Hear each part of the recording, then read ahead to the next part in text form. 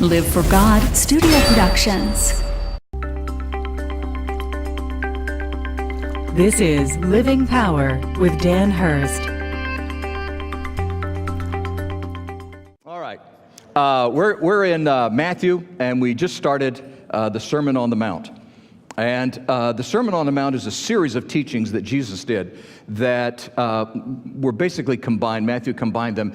And says we follow along, we're looking at some ideas that Jesus is bringing from the kingdom of, he calls it the kingdom of heaven, and Matthew is kingdom of God in the other Gospels. And it's the same thing. And the teaching today builds on last Sunday's teaching, which was the Beatitudes. And so I want us to get into this study and realize what Jesus is saying about what he expects out of your life, the mark that he wants you to make on the world today. And let's face it, he does want to make a mark on the world. Otherwise, why would you be here? I mean, what would be the point of even having you on earth if there wasn't something that God wanted to accomplish in and through your life? So let's look at this. We struggle with this concept of purpose in life. We look at crises that we go through and we think, well, what was the purpose of that? And certain events that happen to us or to other people that we know, and we think, well, what's the purpose in that? We wonder about our own purpose in life.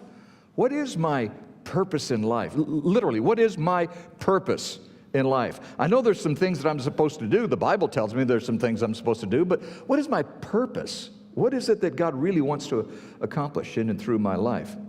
Now, from the very beginning of the Gospel of Matthew is addressing this from his theme of God is up to something. And today, he's basically addressing this. How does God want to use you in order to make a mark on the world? How does God want to use you to make a mark on the world? So let's look at this passage. It's in Matthew chapter 5, starting with verse 11. Blessed are you when others revile you and persecute you and utter all kinds of evil against you falsely on my account.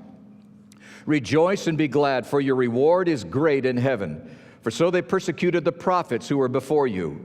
You are the salt of the earth. But if salt has lost its taste, how shall its saltiness be restored? It is no longer good for anything except to be thrown out and trampled under people's feet. You are the light of the world. A city set on a hill cannot be hidden. Nor do people light a lamp and put it under a basket, but on a stand, and it gives light to all the house.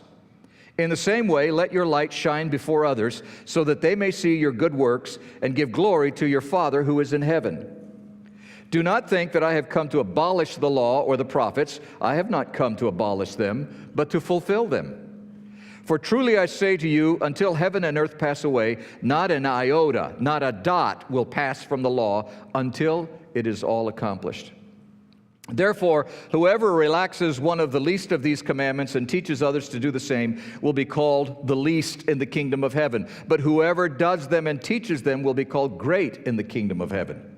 For I tell you, unless your righteousness exceeds that of the scribes and Pharisees, you will never enter the kingdom of heaven.